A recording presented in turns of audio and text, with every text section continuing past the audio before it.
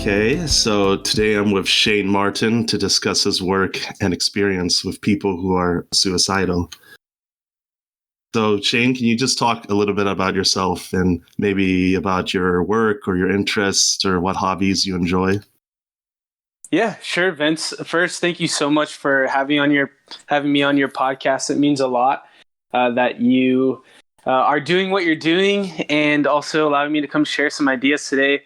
We're going to talk about my experience working at a hotline with people who are calling in either depressed, sad, or suicidal. And so we're going to share a few tips. But before we get to that, sure, I can share a little bit about what I do.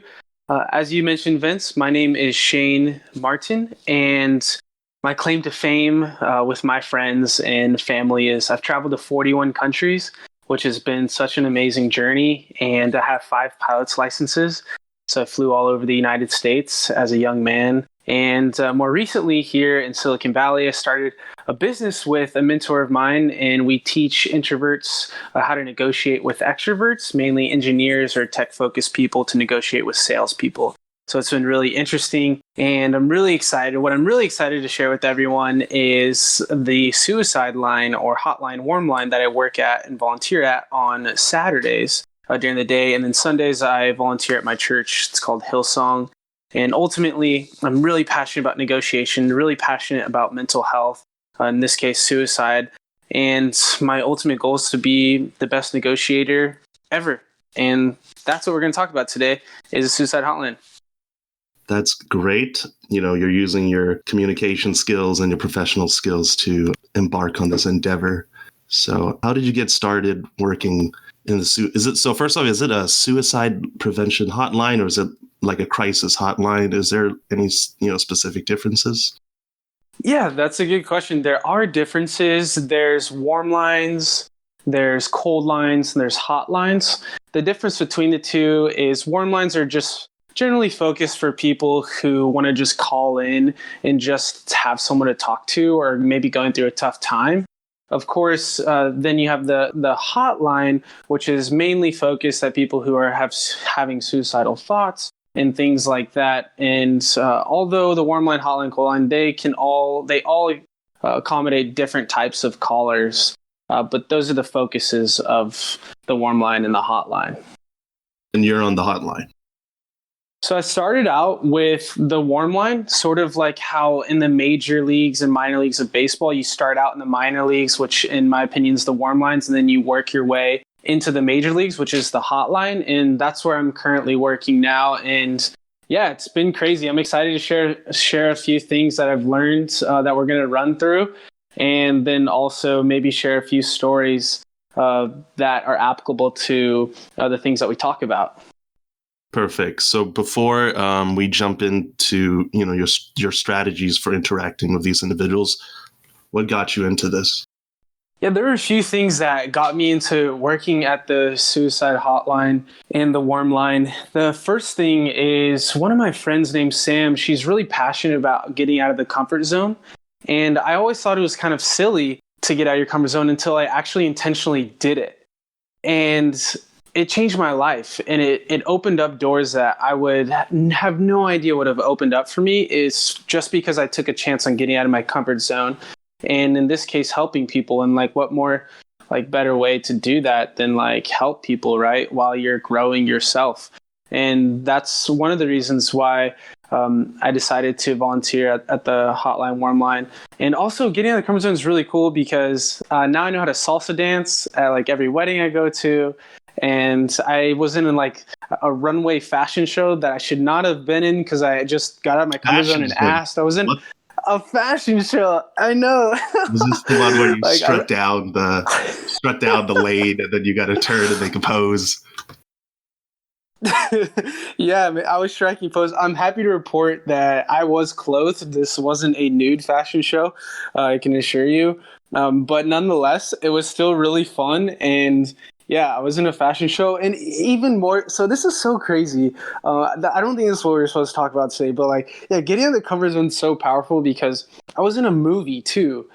Just because I just asked, I put myself out there and basically said, yeah, I'm learning to be an actor. And everyone's like, then I had a friend message me saying, "Hey, I need an actor this week," and I'm like, "What? Of course I'm gonna do it." So then I was in a movie, which is nuts. You And got your own then I've been on IMDb page. I know, dude, it's crazy. I'm just waiting for that Hollywood star in Los Angeles, maybe one day. Probably not, but you never know.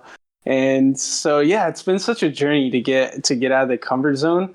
And there's a lot of science that backs it up as well. And I just didn't ever believe it, but it's actually really true. Like a lot of happiness for me and a lot of growth for me comes from outside the comfort zone. I was written about in a book because I got in my comfort zone too. Like it's been so crazy, and that's aligned with like my volunteer work on Saturdays at the suicide line. So yeah, one, getting in a comfort zone. Two, there's a book called Never Split the Difference by Chris Voss. He's the top FBI hostage negotiator for the United States before he retired, and just an incredible dude, an amazing book. I won't even preach about the book. I'll just share with you an example of a text message I got from a friend named Megan, who I gave a copy of this book to, Never Split the Difference by Chris Voss. And she texted me the other morning, and she said that she took the book and applied it to her job at Google, and it saved her $4,000, her team $4,000, just because she negotiated and used the things that we're going to talk about today, the three things, and use that, and she saved so much money. So it's really cool that it's actually saving companies and saving people money, whether you're buying a car or negotiating your salary. We're going to cover all those things and how they apply to any sort of conversation that anyone can do. Anyone can be a good negotiator. That's awesome. Well, before we jump in, I just want to comment and say you're a well-traveled man, pun intended, because you've went over all these countries, runway model in a movie. You had a book written. You were in a book. That's kudos. Major props to you. Thanks, man. It's crazy. Okay, so, we're going to go over some of the strategies and the tips you use to when you're in this environment. How about you introduce us to the first one? Sure. Yeah. So just recapping, what we're going to talk about are three strategies that I was taught in my training for the Hotline warm line to communicate with people who are in stress or people who just need to be heard and understood. And the three principles are based off Carl Rogers, who's like a famous psychologist that his work has like been passed down, and it's really, really powerful. And so I summed up his training just into three things that you can take away tonight and use tomorrow in your interactions with people. And the first one is being non-judgmental in your interactions and your conversations with people, because judgment creates distance. And so what we want people to do is to be able to make their own choices. And of course, the best negotiators do this really well. And it's like they give their client or the person they're communicating with the freedom to be themselves. And if I'm summing up this right, you're essentially giving the floor to the individual by not judging them or, not being biased against them. You're giving them all the space they need to express themselves. Yeah, you're exactly right. So you're giving them the ability to be themselves. Thus, you'll gather more information from them, which will let you make a better decision, but also they'll feel heard and understood. Yeah, I think being heard is such a huge, important thing, when we're communicating with clients. My agency works a lot with people on bail. So people who are like released from jail, they're supervised by our agency. And a lot of these individuals have lots of things going on for them, mental health issues, substance abuse issues. And sometimes they just want to sit down and just talk to someone. Like they don't care. Sometimes they don't even need like assistance or help. They just want to sit down and, talk about the problems, what's going on with their lives. So, just giving individuals a space to express themselves is so crucial to the work that we're doing. Yeah, that's awesome. And when they do express themselves, they feel more in control of like their actions and also themselves. And that's also like what the best people do at the Hotline warm line is they allow people on the other end who are sad, depressed, or want to hurt themselves to feel in control and to feel like they do have a handle on their emotions. They're just going through a really tough time right now. And we've all been through really tough times. We've all been through downs and ups, like me especially. And just having someone to be there for me and to not judge me is all I needed when I was feeling down and sad. And I'm really grateful for that. And I always remember that person. And yeah, I'll never forget them because they weren't judgmental.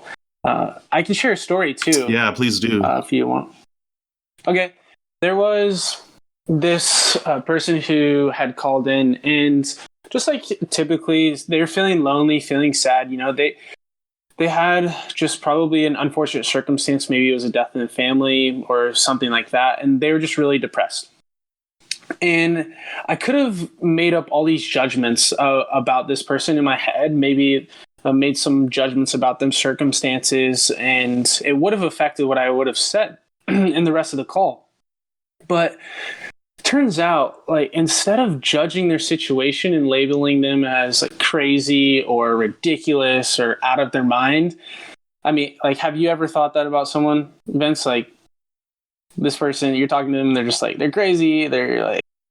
Because, okay, we both work in Soma South of Market. You see the people that we see, you know, the people that we see on, you know, it's unfortunate, like, what happens, you know, to some of these people, but, you know, we're walking down the street, there's people we're like what the hell happened? Yeah, exactly. And we don't know their story, and so it's unfair to judge them. And instead of being judgmental, there's an approach you can take to being curious. And there's a gentleman named Kwame Christian who's an author. It talks about negotiation. He says to be compassionately curious instead of judgmental. And that still rings true in every single interaction, especially when talking to clients, but in this case, talking to the person on the other end of the phone in this case. And when I didn't judge this person and instead was just curious, it ended up being so much more of a fruitful conversation, because it turns out they had stage 4 cancer. And had I judged them and maybe cut them off while they're speaking or doing the things that we do when we are judging someone, this person would have never brought up what was really on their heart. And what was on their heart was the fact that they were going to pass away because of the cancer. And it was just like a really powerful example of letting someone be themselves, giving them the freedom to be themselves. That way they can really share what's on their heart. And ultimately, you get to unearth things that you would never otherwise get. I can imagine how difficult it would be for an individual to just call into the hotline, because, you know, the stigma of, you know, calling into a suicide hotline, there's a lot of things going on. And the last thing you want is someone on the other end of the phone saying like, oh, you know, you should do this, or like, oh, why don't you do this? Or like, you know, trying to solve your problems when they're just really want someone on the other end of the phone to hear you, to just listen to you talk about what's going on. Yeah, it's amazing when we instead jump to conclusions and just sit there and listen. People will always overshare. I have a friend, Jose, who, when I'm talking to him, he takes forever to respond to what I'm going to say sometimes, because he's such a good listener and he wants to hear you out and he's not judging you already. And that kind of leads us into our second thing that we're going to talk about today. But it's just so powerful when you defer judgment, when you don't judge someone, you discover so much more and you have such a better conversation. Guaranteed. Okay, so you wanted to jump into your second point, using silence. Can you tell me the significance and the impact that makes? Silence is so powerful and also really awkward sometimes, because you're talking to someone and you say something and you're finished, and then you kind of like look at each other awkwardly maybe you've experienced this on like a first date or something with someone, and there's like that silence that hangs above the table or the bar or wherever you're at on a first date. And it's so weird. But in negotiations, and in the case of where I volunteer at the Warm Line and Hotline, it is a powerful weapon that is so important to making sure that someone feels heard.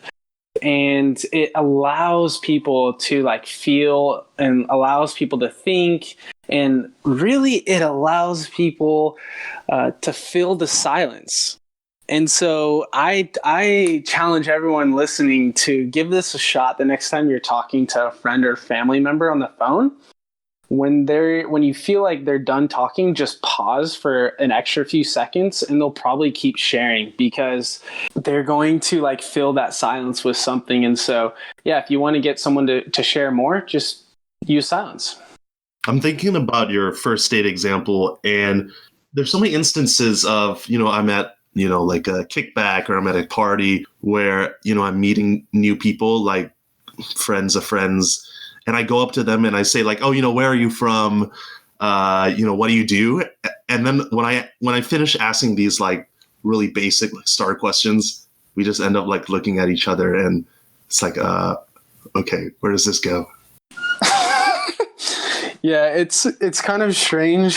And especially if you do it like really quite frequently in the conversation, they might think like, okay, this person doesn't know how to communicate. And that's not true, because you're just using expert communication tactics to get them to share more.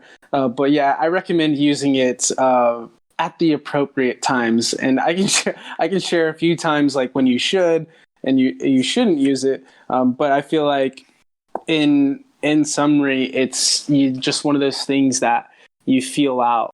Yeah. And just try out, because there's no one size fits all. Because it's like, I think we're so socially accustomed to driving a conversation and like keeping it going. And if we stop anywhere, like that just means that either, we're dumb and we don't have anything else to say, or like, we're just not an interesting person because there's like pauses. Have you ever heard those things where it's like, oh, if you're going on a date with someone, you always want to keep the conversation going? I mean, there's always this fear of being boring. But yeah, what you're saying in like business negotiations, or like, you're talking to a therapist or whatever, sometimes it's like we're in deep thought if someone, tells us about a very difficult moment of their life, or like sometimes you just don't know what to say.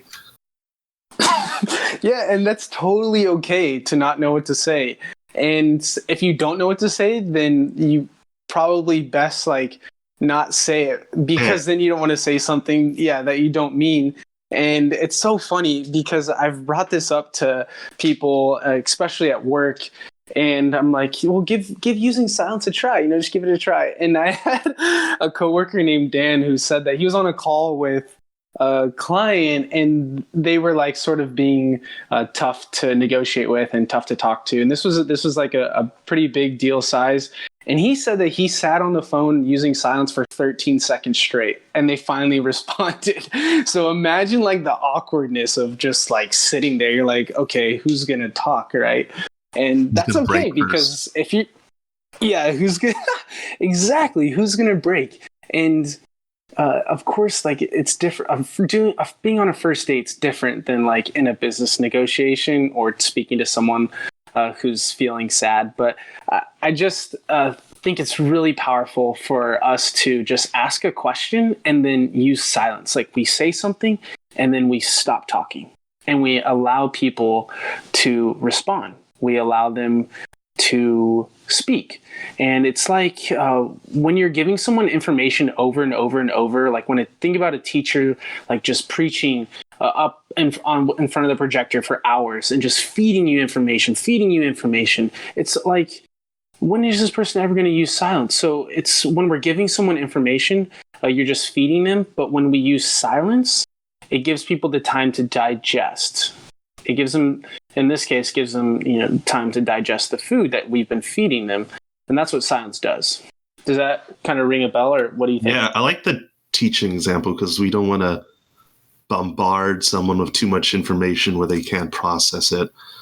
In terms of your interactions with people calling in, what are those interactions like? Are there people just like talking constantly, like boom, boom, boom, boom, firing off things, or do they say like a sentence? Maybe they pause a little bit.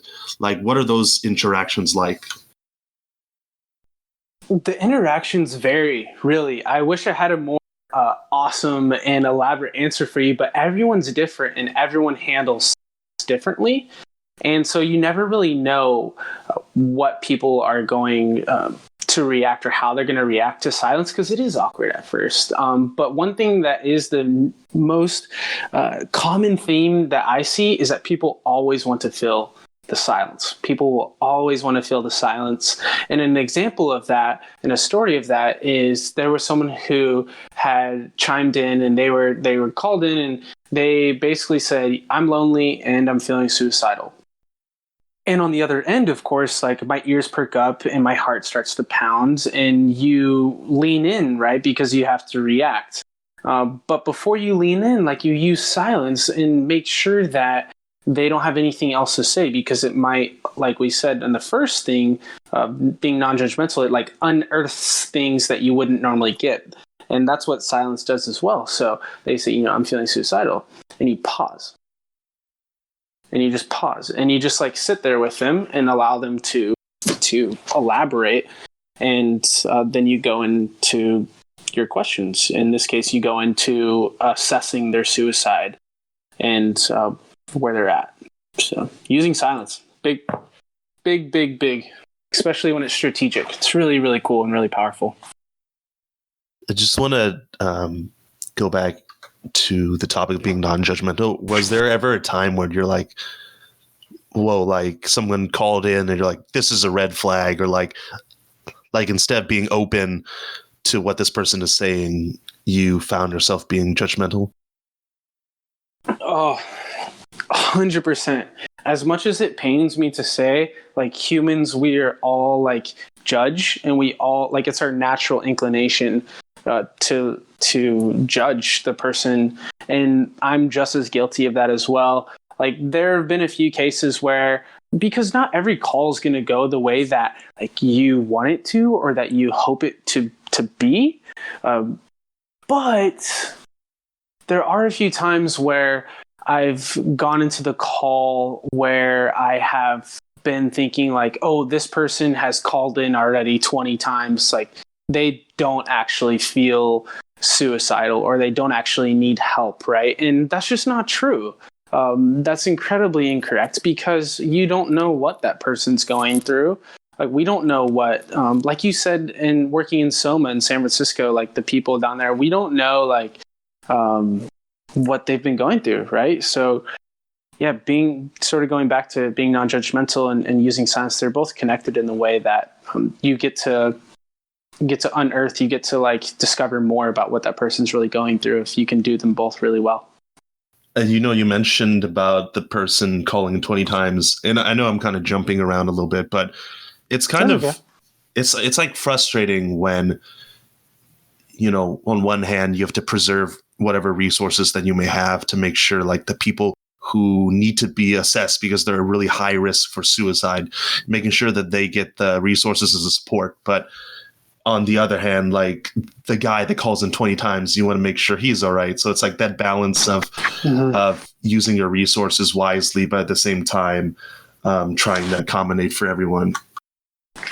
Yeah, exactly. And we limit calls 10 to 15 minutes to mitigate that ability of people just sort of overtaking the line. But when you said it made me think, Vince, about one other thing in the mindset of like not being judgmental, like whether you're on a first date or whether you're like meeting a new friends or at a networking event, or in this case, volunteering at the suicide line. And it's really important to know that like, we're not going to be right. Like you're not going to be right every time. I'm not going to be right every time. That's the real key, is that having the right mindset is so much more important than like making sure that every call goes the way that you want it to be. Because ultimately it goes back to what you said earlier. Everyone just kind of wants to feel heard. They want to feel understood and listened to, especially when they're going through tough situations. What was one of your toughest moments or toughest calls? Could you, share a little bit about that story? Yeah. Wow. Just thinking about it, I like sort of have chills. And this was a person who was really hurt. Like maybe you're whoever, you're listening and you may like have felt hurt, like backstabbed or someone really, really hurt you. And this person was just sort of at the end, like of just mentally holding on to what had happened to them. And so to be that person on the other side in my situation and putting these, deferring, not using any judgment, silence, like it was really powerful. And so what happened is this person was at the ledge. They were stories up, 5+ stories up, and it was critical.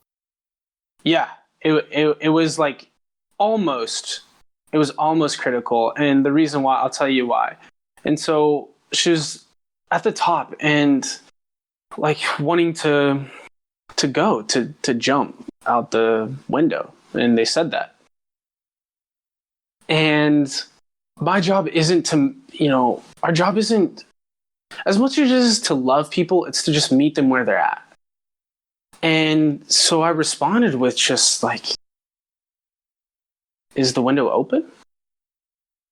And the reason why we respond that way is because like we want to eliminate the ability in this moment for the jump to occur, for this person to go and like kill themselves. And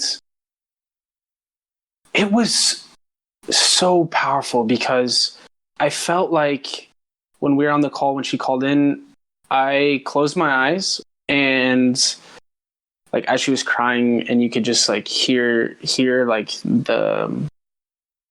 it's almost like when she was speaking, Vince, I could like hear what she'd been through. Like I could just like in her voice, in her tone, I could just like be with her. And so I closed my eyes and just like sat myself on that window ledge right next to her. And I just put myself right there with her and just gave her an ear to lean into and to just like share. And we talked and talked and talked and talked and talked.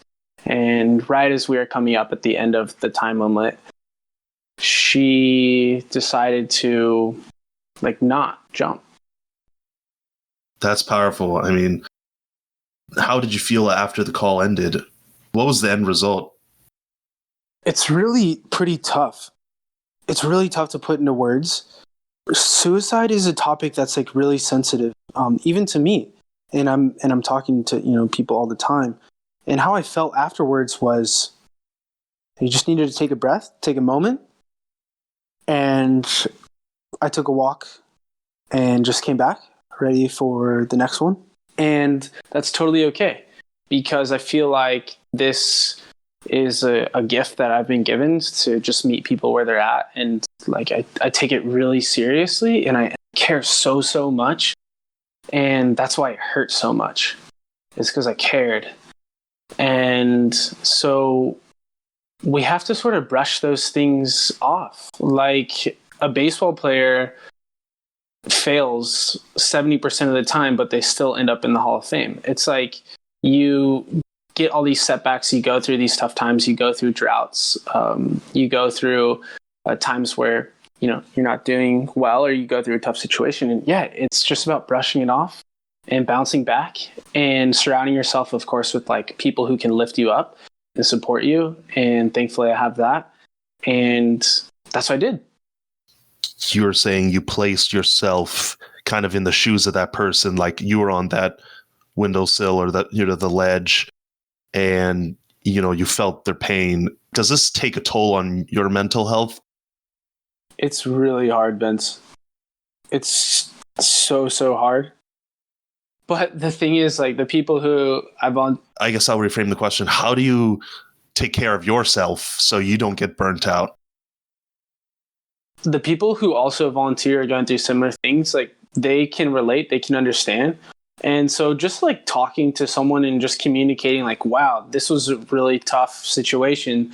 And just communicating and walking through like where you're at mentally is so powerful. It's almost like sometimes I feel like sort of like a punching bag. Like you just take punches all day and you just take punch, punch, punch. And then like you gotta like take a rest, take a seat. And you do that by sharing how you feel, and then also again like just being surrounded by like people who are gonna like lift you up and like keep your spirits high. And that's been the two things. Yeah, just talking it out, and also having a person outside of where I volunteer to just go to. In this case, one of my best friends, Tyler, who I just kind of share how I'm feeling, and yeah, does the trick, man. And again, brushing it off too. And just knowing why you're doing it allows you to get through that. You know, you talked about not being judgmental in your interactions, using silence as a tool when you're talking to these individuals. We're going to go on to the third part, changing your vocabulary. Can you just describe that process to us? Sure. Changing your vocabulary. When you speak less, your words mean more. So when you speak less, your words mean more. And it's really powerful what we say. Like whether your words are written or whether your words are being spoken, every word counts, and how you say those words count even more so. And Simon Sinek is a really famous leader and speaker who has talked a lot about leadership in business. And he talks about in his book titled Leaders Eat Last. And he covers how when we are the last ones to speak or the last ones to eat at the table, we have more to say because we've collected more information and we're using words that resonate more with people. And one way to do that is by asking questions that start with how and what. So how and what questions really make people reveal or enable them. It gives them space to share. Yeah. What do you think about how or what questions? Do you do that a lot, Vince, or what do you think? I think that's a really critical tool that we use, you know, interaction with clients. Because I used to do my first position at this company that I'm in. I worked a lot with community members who they mediated and adjudicated like really minor criminal offenses, but they were using this tactic called restorative justice. So they would try to understand, you know, why the person, you know, did what they did. Why did they steal? Like, why did they, you know, do graffiti? And instead of using questions like, why did you put graffiti on the wall? They would say something like, how did you end up in this situation? Or like, tell me the circumstances that got you here. So yeah, like you said, posing questions that don't lead to a yes or no answer, but allows an individual to really flesh out where they're coming from. Yeah, it does allow people to flush out where they're coming from. And also you nailed it. It's open-ended questions are really powerful. And this is the truth is this is a beginner technique. I mean, like we ask how or what questions when we're 6 years old when we're trying to negotiate with our mom to like take us to McDonald's. And my mom never took me to McDonald's. And so, well, now that I know these negotiating techniques, maybe she will. I'm not sure. I love McDonald's. Side note. I had something from the international menu. The what was it called? The double grand McExtreme bacon burger the other day. It was amazing.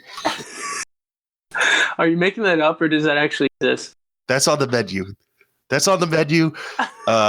Marking in third at the McDonald's over there.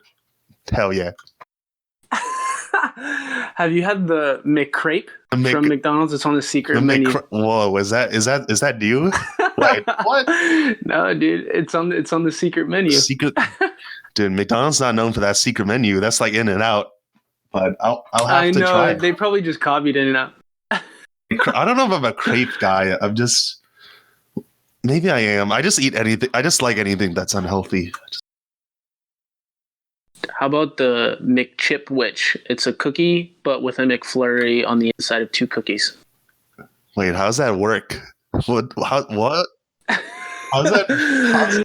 It's a cookie sandwich, Oreo cookie sandwich. What about Dude, are you pulling my leg? That's that sounds too good to be true. Google McChip Witch. Hold on, we're gonna do this. We're doing this live. We're doing this McChip. Yeah. McChip Witch. The original. It's the real deal. Witch? McChip Witch. Yeah, you might have to know someone to like hook this one up. I'm not sure. Like, maybe you got to bribe the cashier. I don't really know. But if that doesn't work, if you negotiate and they don't make it for you, you can just make it yourself pretty easily. Oh, wow. I'm at this website that says all these. Oh, I see a picture of the McCrape. What the hell is this? You see it? Yeah, what the? I love it. Oh, my God. Wait. Oh, I see. Man. What? Oh, this is McChip, which looks good, though. That's fire.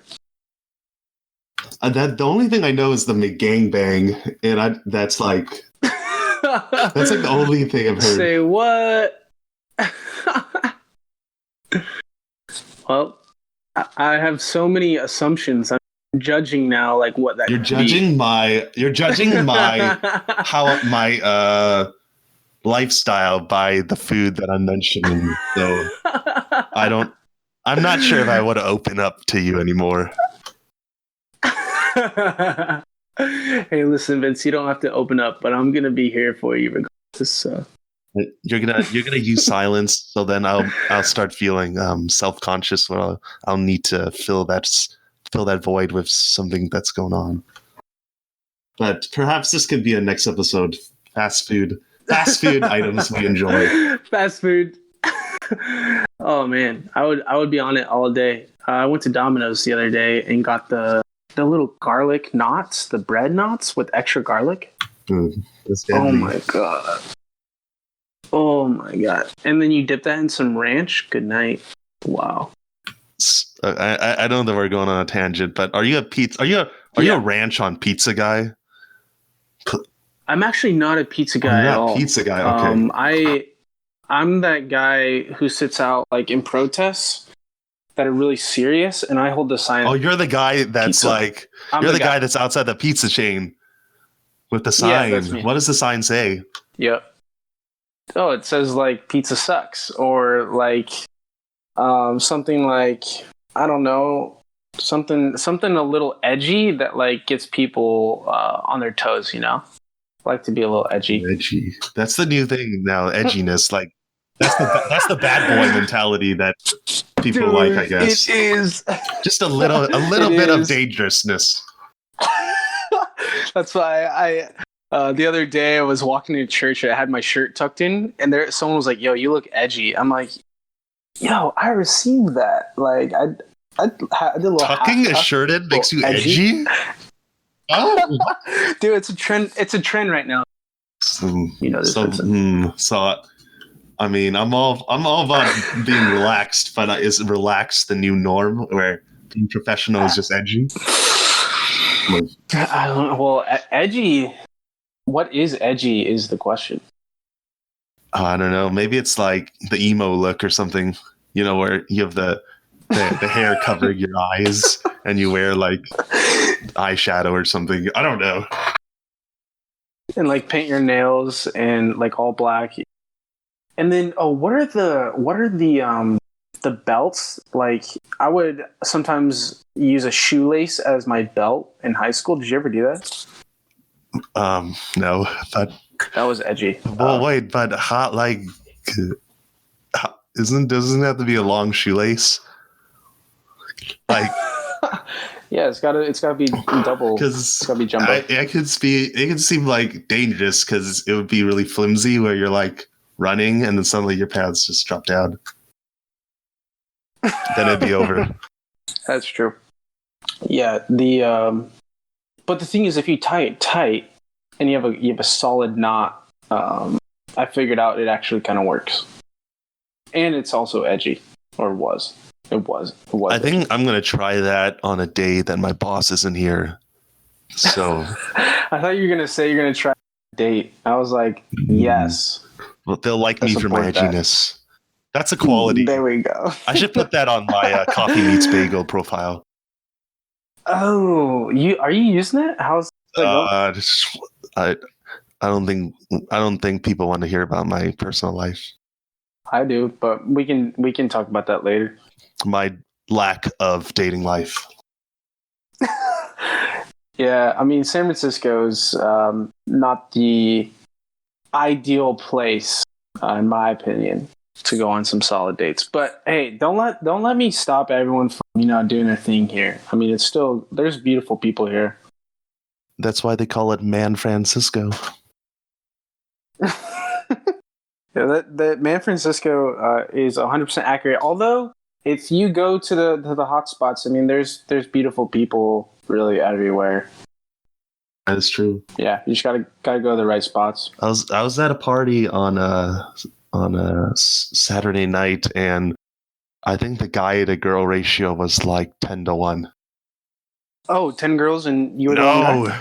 No, that the other way around. Sadly. Oh, But man. I was expecting that, so it happens.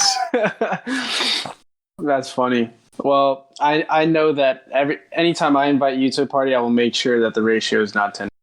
Thank you. That means a lot to me. It'll be 10-1 in your favor. That would be the goal. That would be ideal. Yeah. Yeah. This coming weekend. My birthday's this weekend, so. Oh, are you a Gemini? Yeah. What does that say about me? Are you judging me? No. This is judgment-free zone. We're following the strategies that you've laid out. So this is a judgment-free zone. I love it. Gemini. It says that I'm easy to date. That's false. Next episode, Shane's dating stories. Yeah. And then I would send it to all the girls who I took on dates. They would really appreciate that. I think you have to send that to spite them. The day that you get married, you send that to all the people that you had a bad relationship with, and just laugh at them like, I'm married now, and you're not. I'm married. Yeah, I'm married and happy. Exactly. But I mean, I don't have any hard feelings ever to anyone I've dated or gone on dates with. I mean, they might dislike me, but I do not dislike them. In fact, I'm happy that they're happy. You know what I'm saying? How do you does that resonate with you or no? I am the type of person that I can't stand happy people. Does that sound bad? You must hate me then. No. There's some people who are if you're friends with them, you're okay, you do your own thing. But I think it's a part of social media culture where people just post their best life all the time, and you're fuck this guy. Guilty. Well, if that's the case, you look at my Instagram post from yesterday about my traveling tips to the countries, the 41 countries. I saw I didn't read it, but I saw that on your email. You didn't read it? I didn't have time to read it, but I will. And I noticed that you finished the WR 120 creative writing workshop assignment. Oh, yeah. I'm awaiting someone to email some comments back. I'm eagerly awaiting some feedback from that class. Oh man, that's awesome. You're in the article too. At the end, I shout you out. So you should read it. That's the best thing I've heard in the past month. So I'm tearing up right now. Feel free. Let it roll. How do I say your last name correctly? It's Louis. It's just Louis, like Louis Anderson of Family Feud. Ah, good game show. Let's redirect back to the third strategy. Changing your vocabulary. Change your vocabulary. This is really, really easy. you can use it right now. In fact, like I've been using it tonight. Like you can use this tactic, changing your vocabulary. For example, one thing that's the most powerful the most powerful word is someone else's name. If you want to get someone's attention, or if you want them to like you, or if you feel good while they're communicating with you, you use their name. And it's not like saying, "Good morning, Vincent. How's your morning, Vincent? Like, how's everything going, Vincent? Like, how are you? How's that date last night?" It's not like that. It's using it strategically and throughout your conversation that allow people to like feel like, wow, like Vincent, that guy gets me. That guy understands me. And I've tested this out, and people have texted me straight up, Vincent, I kid you not, I've used these tactics on friends, not judging them, using silence, also changing my vocabulary. And I've gotten texts saying, wow, you really make me feel heard. This stuff actually works. It's so powerful. And saying their name is one of the ways to do that. And another really powerful thing to say and to do is to label people's emotions. And you do this well. I've heard you do this. That you label like how someone's feeling. So it seems like you're pretty excited about this podcast you're listening to. And if that's how you are indeed feeling, you're going to be like, wow, like this guy or girl really gets me. They understand me. They know how I'm feeling. And it's powerful. When we label someone's emotions, we bring them to life. Like we give them meaning. And Chris Voss in the book Never Split the Difference always talks about that and how powerful it is. And I'll give a copy to anyone who emails me feedback of the podcast today. Just 3 things that they like, 3 things that we could improve, and I'll send them a copy if you email me. Yeah, man, wow. Using someone's name, labeling their emotions. Come on. It's so good. It's so powerful. Because what you've really done is you've, in a way, humanized them, where instead of, oh, that's just another caller, you're like, oh, that's Anne from Mountain View or something, or John from San Francisco. So I think that really, at their most vulnerable state, you've identified them and you've given them existence. I think, at least for me, when something's up or like when I'm down, it feels good to be acknowledged and saying like, yeah, you're feeling hurt, or like you're feeling sadness, or like you feel stressed.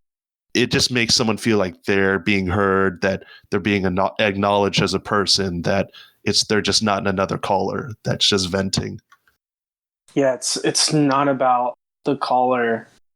It's not about the caller leaving like with suggestions or leaving with next steps. It's about the caller or your friend or your client or your prospect feeling heard and understood, and using your vocabulary and like what you talked about, labeling emotions are without a doubt one of the most powerful things that you can do when it comes to persuading, to negotiating, to essentially making people feel heard.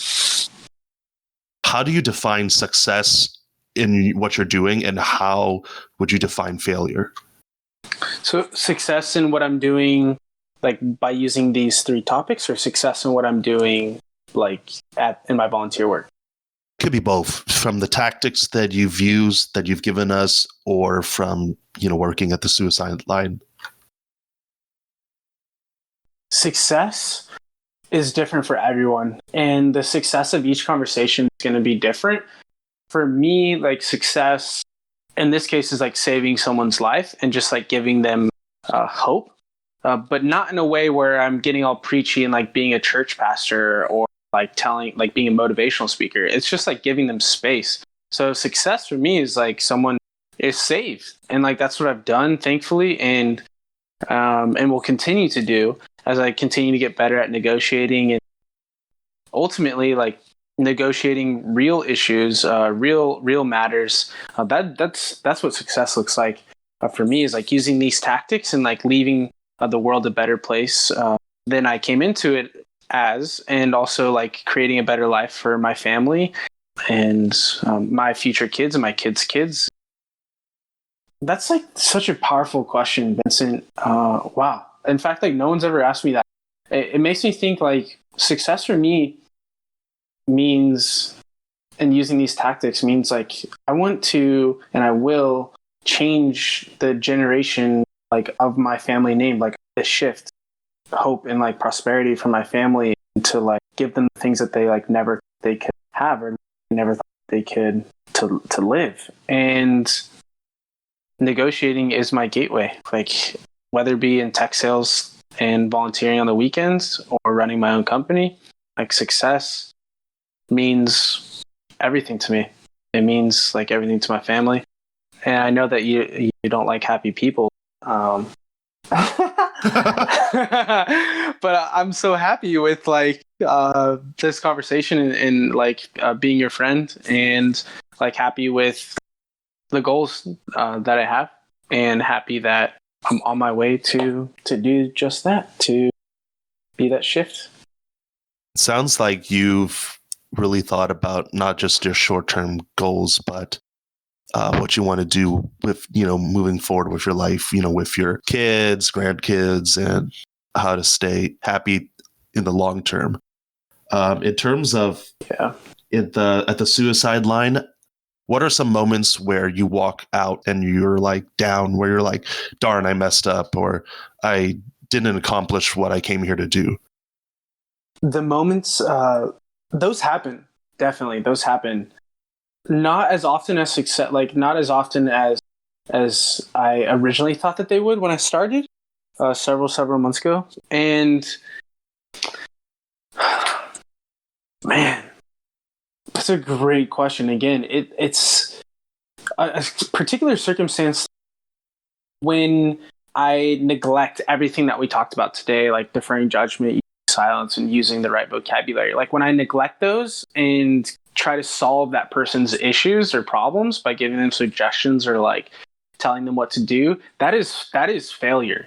That is failure, because like one, I don't really know them, like nor do I have the right to like tell them what to do, but I do have the ability to listen really well and make them feel like they were understood and carry on what they want to do with their life.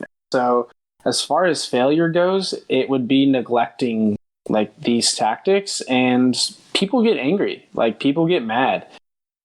I mean, I've had people hang up, cuss, scream, yell, like that's the norm. And it's because I forget to do those things. That's kind of crazy to me. Well, maybe it's not that crazy because, when you're calling in, you're already at probably at a very low point. So I guess it's not that absurd that there's some kind of pushback, but yeah. How do you rebound from, an unsuccessful phone call or just being down? Well, first you like recognize that, it wasn't good. You recognize like, wow, I sucked this time. And the way that you like rebound from it is what we were earlier about, like the best basketball players, the best people in sports, like the Michael Jordans, the LeBron James, like the best elite athletes. And I use sports as an example because it's like something that people can relate to, is they brush off the crap, dude. They brush off like the tough thing, like the mistakes they made, but they never forget them. They never forget how they messed up, and they learn from them, and they take those learnings and get better. And so in the failures, you get more astute to what you're trying to accomplish. And so failing sucks. It sucks really bad, but you always learn more from that. And so the answer is to bounce back. You recognize the failure and you learn from it and you get better. Could you wrap this up for us, Shane, about what you shared with?